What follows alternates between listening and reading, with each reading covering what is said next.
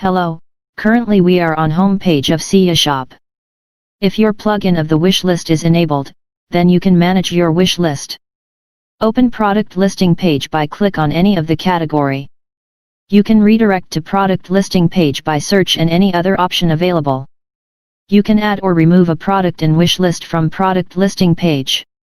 Click on heart button to add a product to wish list.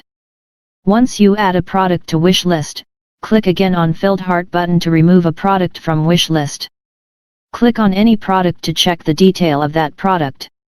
You can also add or remove wish list from product detail page.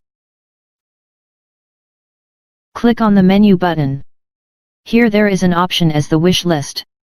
Click on the wish list. From wish list page, you can manage your wish list. Here the list of products that are in wish list is available. From here you can remove the items that you have added to your wish list.